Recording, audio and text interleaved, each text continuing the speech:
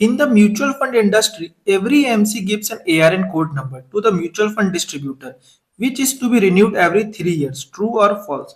Mutual fund industry में AMC mutual fund distributor को ARN code देती है और ये 3 साल में रिन्यू होता है। पहला ऑप्शन है true, this is as per SEBI rules. दूसरा ऑप्शन है false, AMFI issue the ARN code number. तो इसका राइट आंसर है AMFI issue the ARN code number, मतलब कि ये स्टेटमेंट फॉल्स है। एआरएन का फुल फॉर्म होता है एम्फी रजिस्ट्रेशन नंबर और एम्फी का फुल फॉर्म होता है association of mutual fund in India. ये भी एग्जाम में पूछा जाता है और जो एआरएन इशू करता है वो एम्फी इशू करता है। एआरएन लेने का प्रोसेस क्या है?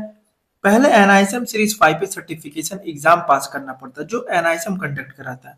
उसके बाद केवाईडी नो योर डिस्ट्रीब्यूटर कंप्लीट करना होता है। फिर एम्फी में रजिस्ट्रेशन करना पड़ता है, तब एम्फी डिस्ट्रीब्यूटर को एआरएन नंबर अलॉट करती है। तो इसका राइट आंसर है फॉल्स स्टेटमेंट है, क्योंकि amphi issue the ARN code, amphi issue करता है ना कि AMC. Which of the following have the highest credit risk? इनमें से किस ऑप्शन में सबसे ज्यादा क्रेडिट रिस्क होता है? पहला ऑप्शन है मनी मार्केट फंड, दूसरा ऑप्शन है जंक बॉन्ड, तीसरा ऑप्शन है जीसेक फंड और चौथा ऑप्शन है इनकम फंड। तो इसका राइट आंसर है जंक बॉन्ड। जंक बॉन्ड को हाई यील्ड बॉन्ड्स भी कहा जाता है। ये बॉन्ड्स लो क्रेडिट रेटिंग वाले होते हैं। इशूअर फाइनेंशियली स्ट्रांग नहीं होता, डिफॉल्ट का रिस्क ज्यादा होता है, इसलिए इनमें क्रेडिट रिस्क भी सबसे ज्यादा होता है। जीसेक फंड में क्या होता है? वेरी लो रिस्क, क्योंकि ये गवर्नमेंट बैक्ड होता है।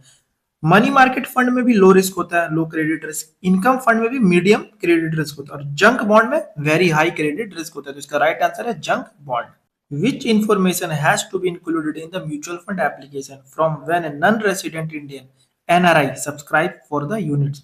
जब एनआरआई म्यूचुअल फंड यूनिट्स खरीदता है तब एप्लीकेशन फॉर्म में कौन सी एक्स्ट्रा इन्फॉर्मेशन देनी होती है? पहला ऑप्शन है पासपोर्ट डिटेल्स, दूसरा ऑप्शन है countries of residence in the past 1 year, तीसरा ऑप्शन है detail of investment made in the last 1 year, चौथा ऑप्शन है करंट ओवरसीज एड्रेस। इसका राइट आंसर है करंट ओवरसीज एड्रेस। जब एनआरआई म्यूचुअल फंड में इन्वेस्ट करता है तब एप्लीकेशन फॉर्म में नॉर्मल डिटेल्स के अलावा ओवरसीज एड्रेस देना मैंडेटरी होता है। एएमसी को इन्वेस्टर की रेसिडेंशियल लोकेशन पता चलती है, रेगुलेटरी कंप्लायंस मेंटेन होता है, टैक्सेशन और कम्युनिकेशन प्रॉपर होता है। तो इसका राइट आंसर है करंट ओवरसीज एड्रेस।